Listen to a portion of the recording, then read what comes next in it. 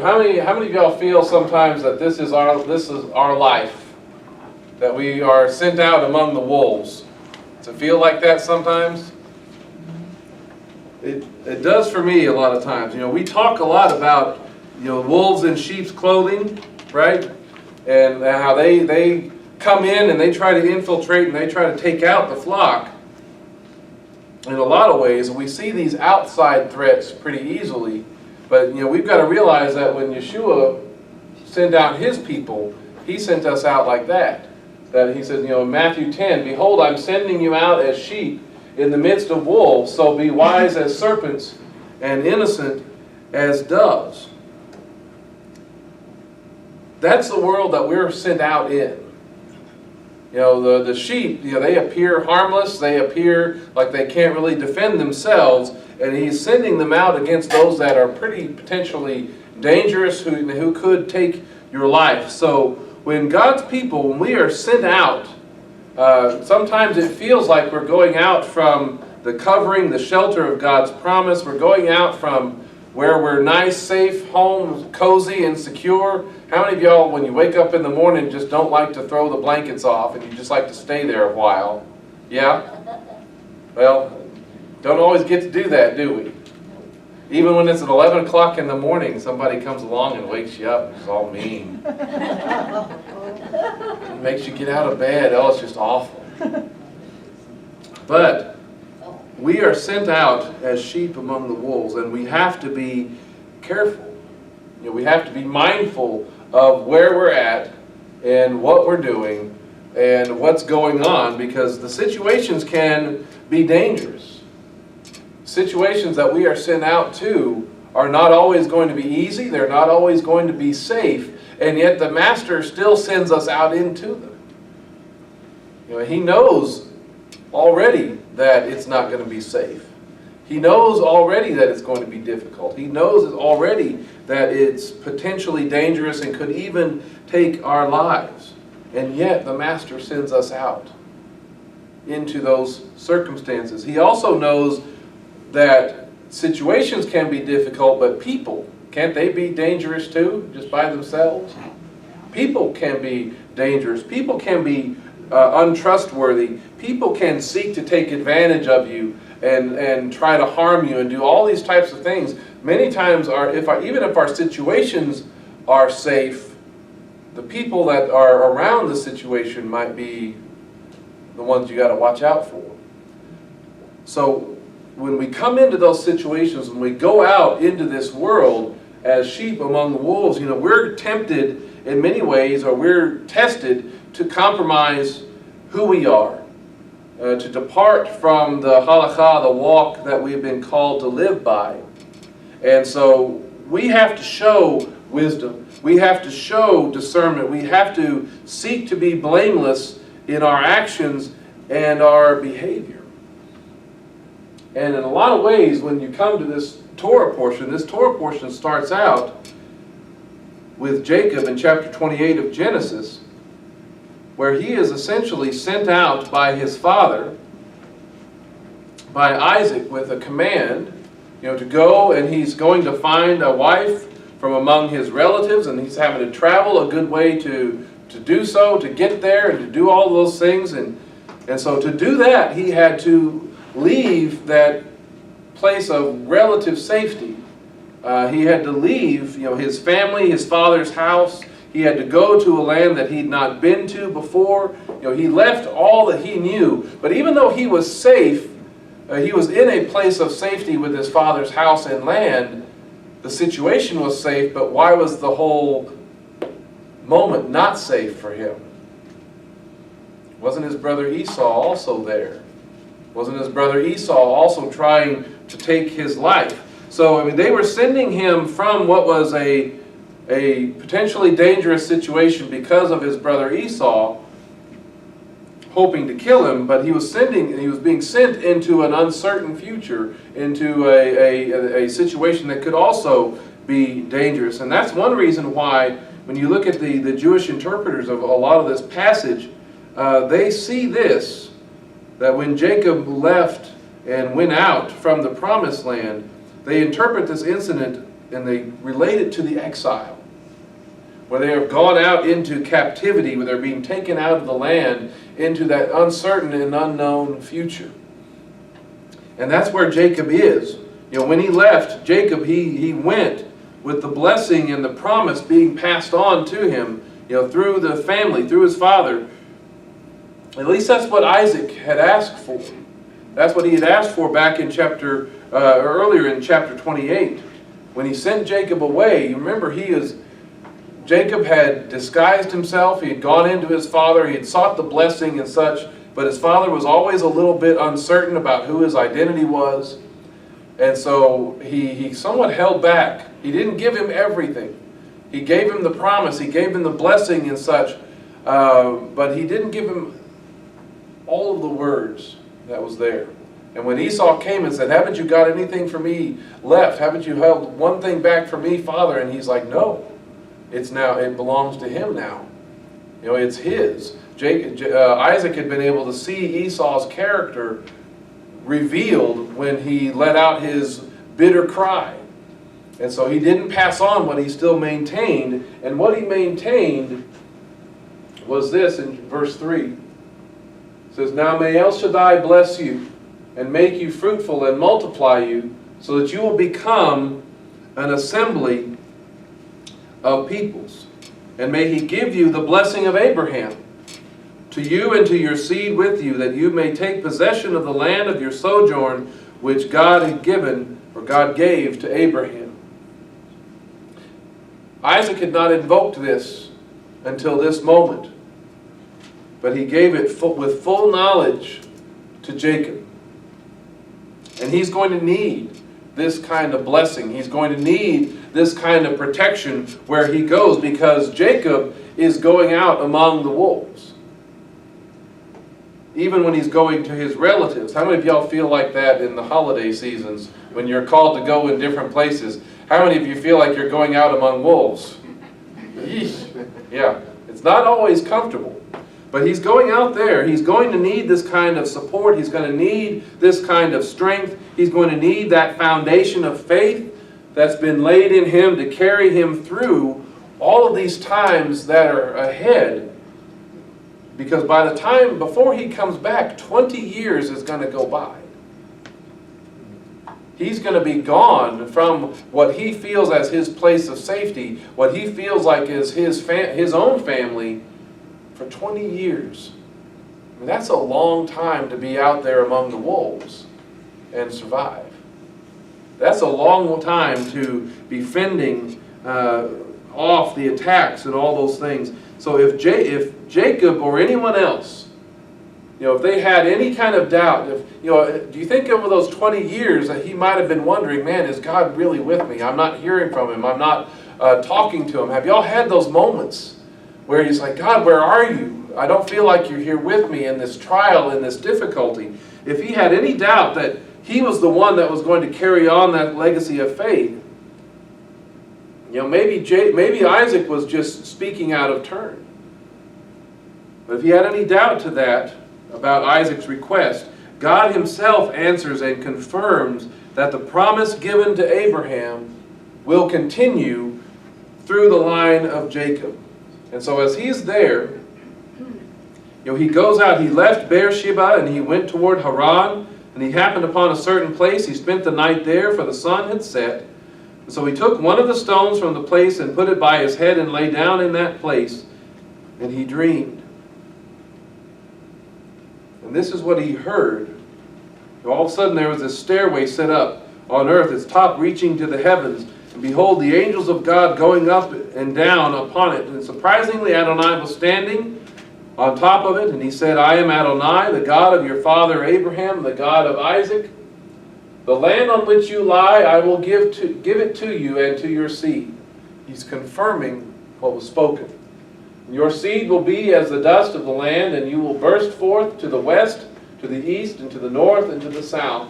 And in you all the families of the earth will be blessed, and in your seed. He goes on in verse 15, he says, Behold, I am with you, and I will watch over you wherever you go, and I will bring you back to this land, for I will not forsake you And that we say it has until, but that also means, could also be translated when, I have done what I have promised you. And what is God promising here? What is God saying in all of this? Is God going to be on Jacob's side, or is he going to be against Jacob? He's going to be on his side wherever he goes. So with everything that Jacob is facing in these next 20 years and more, God is going to be on his side, helping him to overcome and prevail. And that's a strange thing to consider, considering, if Jacob is such a flawed moral character as that I grew up hearing him talked about. As I always heard him being taught, as that he's this moral character that's a trickster, he's a deceiver, that it is strange that God is saying, no, I'm going to be on your side, Jacob. I am going to be with you. And that parallels what we read about in Hosea. It says, in the womb, he grasped his brother's heel, and in his vigor he strove with God. Yes, he wrestled with the angel and won. He wept and sought his favor. At Bethel he will find us, and there he will speak with us. Even Adonai Elohai Tabaot. Adonai is his memorial name. It's a really strange thing when you look at this and the way he's always taught, the way it's always looked at. That word of strove and wrestled is actually the word sarah, which means to prevail or have power as a prince, to contend or contend with, to have power, persist, exert oneself, and persevere. And the way that I had grown up hearing Jacob, the way I'd always grown up hearing his character, especially when you read the verse like that one, that he was striving and he was wrestling against God, that God was his opponent, that God was the one that he had to essentially overcome in his life. He wrestled with God and won. That's the way he'd always been taught.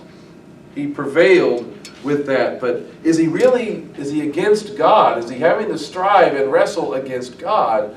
Or is he striving and wrestling with God? With God on his side against everybody else. So that's the way he needs to be understood. That's the way that needs to be understood in this situation. And look at how this translation is done with this in mind in the King James. We use a different translation most of the time, but there are times where the King James gets it a lot better. And so he took his brother by the heel in the womb, and by his strength he had power. By whose strength? He had power with God. He is with God. Yea, he had power over the angel and prevailed. He wept and made supplication unto him. He found him in Bethel, and there he spake with us. It's this idea of he's having power with God. He is strengthened by God. And you go back to 32, or you go ahead to chapter 32, verse 29, in this moment where Jacob is being renamed. He's being renamed from Jacob. He says, your name will no longer be Jacob, but rather Israel, for you have struggled with God and with men, and you have overcome. Right? Again, it makes it sound like it's almost adversarial between him and God. But Jacob prevails not because he wrestles against God. Jacob prevails because he is wrestling, he is struggling, and he strives against the world with God on his side. And that makes all the difference. Again, look at it, how it's translated in the King James, because again, it does a better job in this instance. And he said, thy name shall be called no more Jacob, but Israel. For as a prince hast thou power with God and with men, and have prevailed. Sarah means what? It's the feminine form, which means princess. And in the core of the word Israel is the word Sarah, which means prince, which is, for as a prince hast thou power. Because he is essentially God's prince. He is God's inheritor. He is the one who is going to, all of this is coming and passing through. He prevails not because he's against God, but because God is on his side. There's someone once asked Abraham Lincoln, to call on prayer during the Civil War with the words, saying, "Let us pray that God is on our side." Do y'all remember what his response was? Lincoln is said to have responded, "Let's not pray that God is on our side, but that we are on God's side." And that's a significant shift in perspective. And that is, in a lot of ways, we need to understand that that's Jacob in a nutshell. Jacob has been chosen by God to be the bearer of promise. And when we live believing and trusting and walking in that promise, do we have victory? Yes. When we live and believe that promise. And so much of these Torah portions, in Jacob's life, I was telling everybody last night that, these have become some of my favorite because of the change in perspective towards Jacob. But these Torah portions about Jacob are intended to prove this point, that God is on his side. And it's to prove the point that we see in John chapter 16.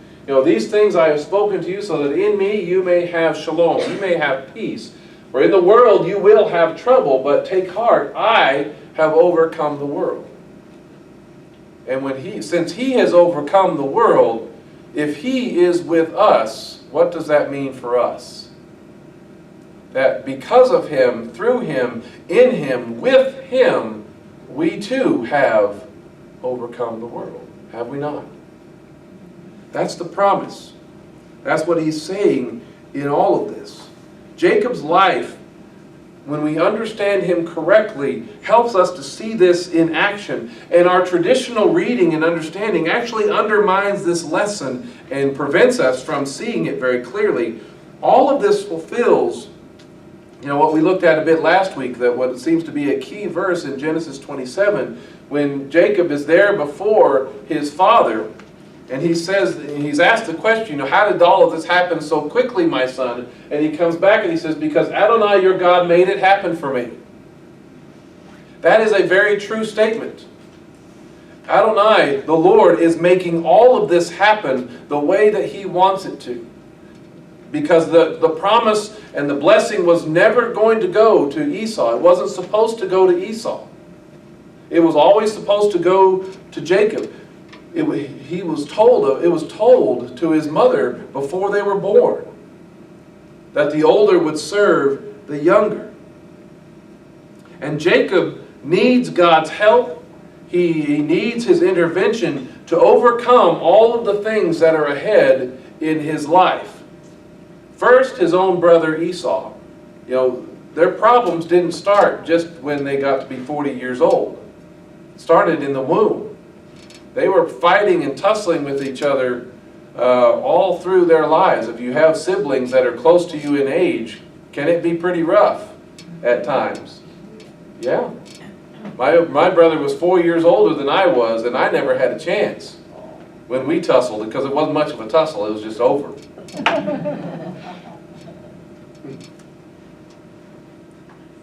But that's the thing. He first needed his help overcoming his brother Esau. And has Jacob overcome Esau so far? Esau's violence, Esau's danger, Esau's hostility, Esau's really lack of regard for the inheritance, for the promise, for the birthright, all of those things he has been overcoming so far. And now in this section, he's leaving his father's house, he's leaving that land of protection. All Jacob takes with him is this foundation of faith and what has been laid in him. But you consider, when you read this section, the proof of how God demonstrates that he is with him. He wanders off to a land that he's never been to. There's a lot of places that he could go, a lot of people he could run into. It's a family that he could have, if he had gone just a little bit to the right or to the left, he might have missed them completely. Right? It doesn't take much to miss your destination. You take one wrong turn and you will not even know it was there. And yet he runs into those who knows his relatives. As he comes to a well, he finds his future bride in the same way that his mother was found when the servant went up there for Abraham. And he weeps, realizing that the hand of God is with him. And you read in that experience here in 28 and 29 and such, how he shows up. He has a much greater knowledge of how to raise and strengthen the sheep than the shepherds that are there. And in a month's time, in less than a month, Laban can figure out that, man, this guy knows what he's doing. This guy knows what he's talking about. This guy has the blessing of God in his life, and he wants to keep him around for as long as possible. Laban sees that in a month. Maybe y'all have started a job before, or have y'all had people start a job where you're working with them, and in less than a day you can figure out whether or not they're going to be a good employee or not? This guy is a waste of my time. Can we get rid of him now? Or this person is somebody we really need to keep.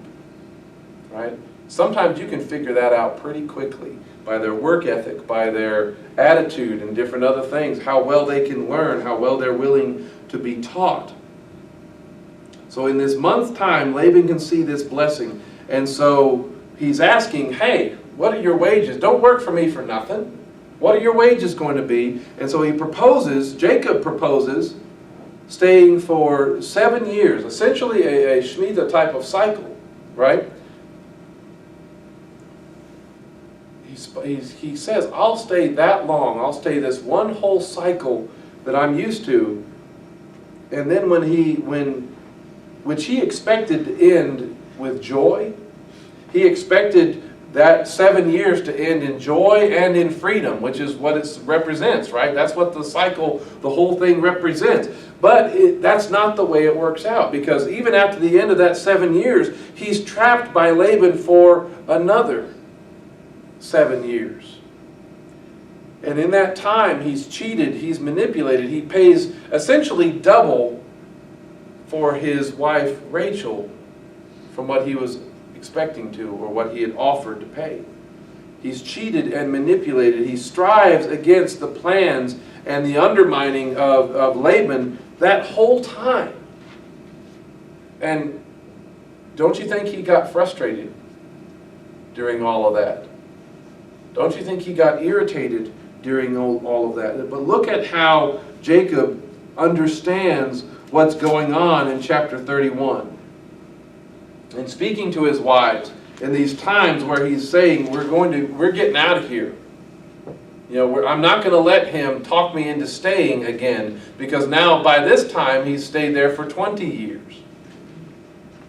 He says, your father has fooled around with me and has changed my salary 10 times. So now, and that's just in 6 years, because the first 14 years he was working for Rachel.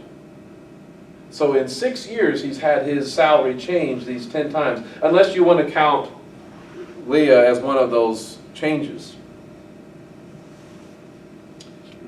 But look at his attitude. But God hasn't allowed him to harm me. God has not allowed him to. Do you think Laban intended to harm him? I'll bet he did. The implication there is that Laban has intended to harm him all along. But God has prevented it, and he knows it. Jacob knows it. He recognizes it. If he would say, the spotted ones will be your salary, then the flocks would give birth to spotted ones. Or when he changes it and he says, the striped ones will be your salary, then all the flocks would give birth to the striped ones. Everything that Laban had intended to harm Jacob ended up, God used it as part of the blessing. So verse 9 says, so God has taken away your father's livestock and has given them to me. Jacob sees the proof that God is with him. He sees that he is striving against Laban. He's striving against all of this, and he is still overcoming him. When Laban cheats, God blesses. and he turns it around. He is striving with God on his side, and he is prevailing. That's a message that we need to hear more often. That's a message that we need to understand. And Jacob, that doesn't mean his life is easy. He's still getting fooled with. But in spite of all these hardships, in spite of all these temptations, he is striving to live by the foundation of faith in honoring God. In all he does, whether in word or in deed, Jacob is still trying to do it all in the name of Adonai. And that's the same kind of calling that we have. And he tries to live that way so that no one will have a basis of accusation against him. He's not wanting to give them reason to accuse him, to say all kinds of bad things against him. It's so that he might be blameless, even in the eyes of Laban. Which is, blameless is that better translation. Remember, we've talked about this before when it talks about that Esau was this hunter out in the fields, but Jacob was a quiet or a mild man who stayed among the tents. Y'all remember that? How a better translation for the word quiet, which is the Hebrew word tam, which is actually blameless. It's related to that. In all he does, he is trying to be blameless. And when you look back at how the Scriptures is establishing that truth all along, in Jacob's integrity this entire time, look back in chapter 30, verse 26. This is after Joseph is born. He's going to Laban saying, I'm getting out of here. He says, give me my wives and my children for whom I've served you, and let me go, for you yourself know my labor that I have served you. What is Jacob counting on? If Laban has a basis of accusation against him, would he be confident in saying that? You know how I've worked for you. You know what my life has been like. Go verse 29. He says, Jacob, he's saying to him, you yourself know how I have served you and how your livestock has fared with me. For you had very little before I came, and it has been busting at the seams in abundance. So Adonai blessed you with my every step. Is Jacob acting with integrity? Yeah, he is. In chapter 30, he says this. He says, so tomorrow my honesty, this is when he proposes, I'll take the ones that have the colors on them, and that's how we'll know what my sheep are and what your sheep are. He says, so tomorrow my honesty will testify on my behalf when you come to check on my salary which you agreed to. Every one that isn't colorfully spotted among the goats or dark colored among the sheep with me, you consider it stolen.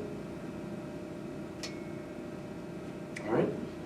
Does he anticipate that when Laban shows up, is Laban going to be able to find any sheep that doesn't belong to him? No. Chapter 31. This is in the moment when they're leaving, when Rachel has stolen the household gods of Laban and he's run off, right?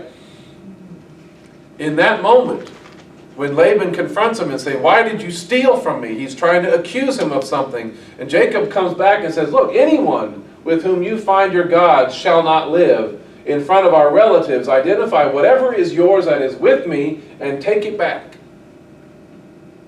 Does Jacob expect anybody or him to find anything? No. It makes the point. Jacob didn't know that Rachel had stolen them. It's establishing Jacob's integrity. And of course, the situation comes about. Rachel, she sits on the idols and such, and she doesn't get up. So Laban doesn't find anything. Of all the things, of all the people, of all the flocks and herds and everything that Jacob left with, he left with a lot. There wasn't a single thing that he could go through and say, no, that was mine. Now we, as knowing the story, know there was something there. But Laban couldn't find anything. And so then Jacob got angry and argued with Laban. Jacob answered and said to Laban, "What is my crime? What is my sin that you have hotly pursued me?" For hotly pursued means what? He's been pursued somewhat in anger and potential threat. He says, "For you've felt through all of my things, and what did you find? Any of your household things, put them right here in front of me. Put them in front of my relatives and yours, so they can decide between the two of us." A dishonest person wouldn't talk like that. He says, "These past 20 years I have been with you. Your ewes and your female goats have never miscarried, and I have never eaten the rams of your flock." Unlike other people that he probably had. Some of his other shepherds, from some of his own sons, guess what? Some of them would disappear from time to time because they were hungry out there, and what's daddy going to do? Right? He says, "I didn't bring you animals torn by wild beasts. I myself would bear the loss. You would require it from my hand, whether stolen by day or stolen by night. I was consumed by heat during the day, consumed by frost during the night, and my sleep fled from my eyes. This is how it's been for me 20 years in your house. And I have served you 14 years for your 2 daughters, and 6 years for your flocks, and you've changed my salary 10 times. Jacob's been keeping track. And Laban has nothing to accuse him from. Once again, look how Jacob summarizes those experiences for these 20 years of struggle and striving with Laban. Verse 42, he says, "Had I not had the God of my father, the God of Abraham, and the fear of Isaac, you would have sent me away empty-handed. But God saw my misery and the toil of my hands, and last night He became the judge." He became all of that. He is the one who is settling the accounts. He is the one who is establishing who is in the right in this moment. And guess what? It's not Laban. Like it wasn't Esau. When Esau said, "Isn't he rightly named Jacob? He's now tricked me and stolen these 2 times and taken what belongs to me." Right? That's not what happened at all. Jacob was sent out among the wolves.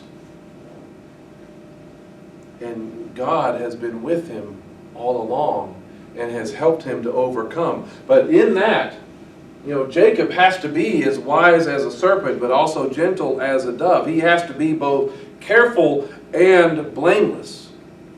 So as much as it depends upon him, he strives to live at peace with all men, just like he had seen Abraham live, just as he had seen his father Isaac and how they lived. And that's just the same kind of calling that we have. We have to be in much the same way, because we are sent out among the wolves as well, are we not? So we have to be that way. 1 Peter talks about it like this. He says, "Finally, all of you, be harmonious, sympathetic, brotherly, tender-hearted, and humble-minded. Do not repay evil for evil or insult for insult." Does it say that I'll make sure that you never get evil put your way, or you'll never be insulted because you are mine? Is that what it says? No. He says, when those things come, do not repay evil for evil or insult for insult, but give a blessing instead. It is for this reason that you are called, so that you might inherit a blessing. We are called to be a blessing, even to those people who treat us poorly, even to those people who are the dangerous ones, even to those people who are the wolves out there. The sheep are supposed to be nice to the wolves. That's not always a comforting or comfortable position to be in. But that's what we are called to.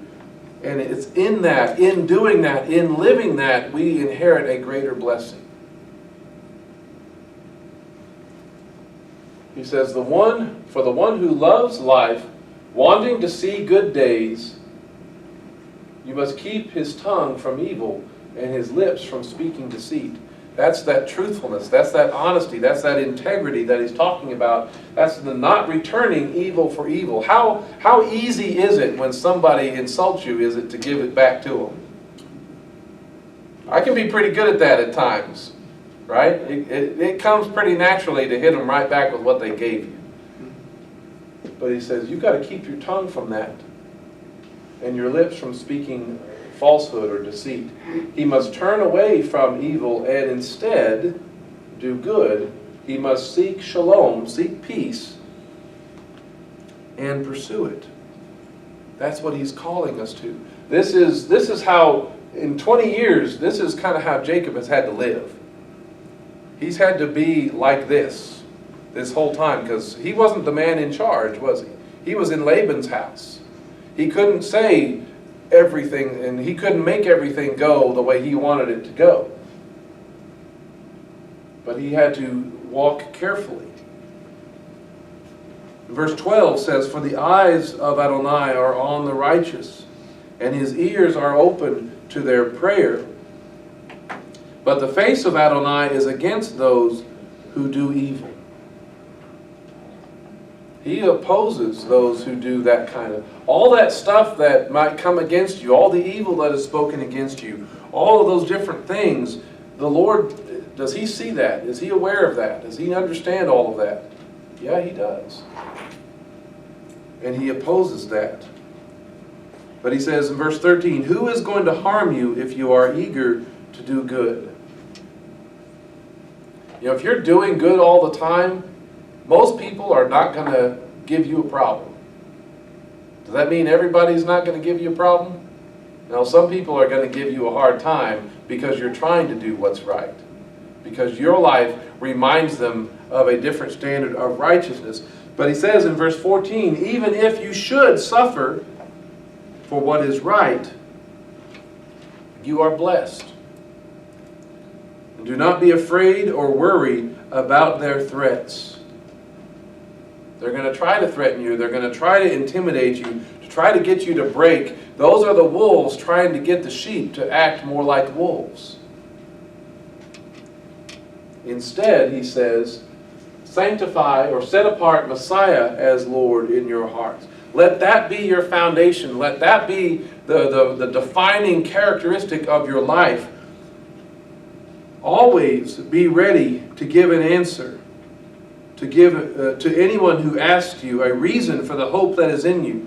If you're ready to give an answer, what kind of answer are you going to give? Is it going to be an evil answer?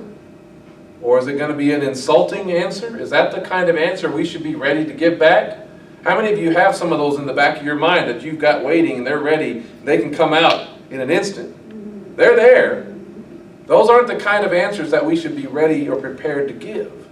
We should be prepared to give an answer for why you're so different. Why your life, why you're walking in a different manner. He says, do this with humility and with reverence, keeping a clear conscience. A clear conscience, not in their eyes, but before God. Keeping a clear conscience with Him, so that whatever you are accused of, and they may very well still accuse you, just like people are accusing Jacob, just like Laban is accusing Jacob, just like our traditional understanding of Jacob has been accusing him all along. Those you keep this clear conscience. Whatever you are accused of, those who abuse you for your good conduct in Messiah may be put to shame. In other words, don't give them reason to accuse you. Don't give them evidence to accuse you. Don't give them basis for accusation. He goes on and says, for it is better to suffer for doing good, if it is God's will, than for doing evil. You may still suffer for doing the right thing, but it better be doing the good thing rather than doing the evil thing. For Messiah once suffered for sins also. What was the accusations against him? Were they valid? No, they weren't valid at all. Did he still suffer? Yes. Were they for his sins? No. So he endured unjust accusation. He endured all of these things as well. The righteous for the unrighteous.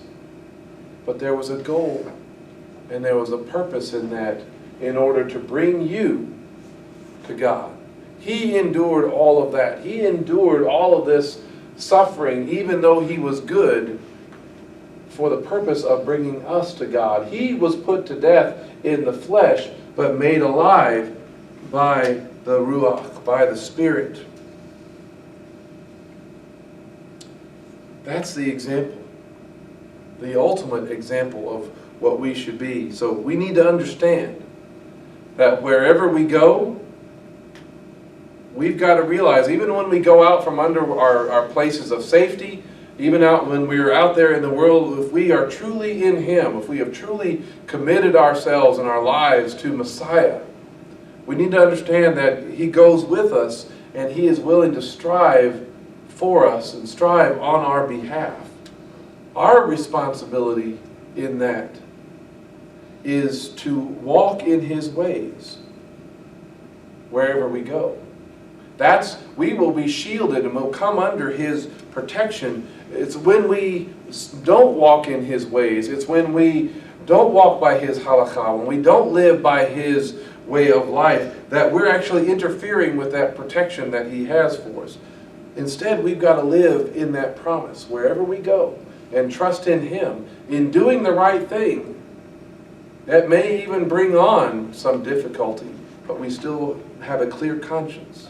When we don't want to give the world a basis of accusation against us, because an accusation against us is ultimately an accusation against Him. Oh, you're one of those. You're one of those people that says you love God, and yet look at how you're living. Look at how you're behaving. I hear that a lot. You know what I do. They don't want to have anything to do with the people of God because of what they see us doing. Our witness gets compromised. And we experience that discipline, that consequence. You know, our conscience isn't clear before God when we give reason for accusation. And so then we lack the power that we need when we strive against this world. We don't have what we need to overcome. And instead of all of that, when or if we do suffer, it should be only for doing good. And in this situation, this Torah portion is establishing that Jacob was suffering for doing good and doing the right thing. And so may each of us, may we walk out as sheep among wolves, knowing that God goes before us, that we are striving against this world, that we are actually on His side because He has adopted us into His family. He has brought us in. He has made us a citizen. We are then ambassadors. And so everywhere we go, we are going as His representative. And so we have His authority. We have His power with us wherever we go. And then there's that promise that He will one day gather us as His people back to His land. That's the promise. That's the expectation. That's the overcoming that is in our future. Does that make sense?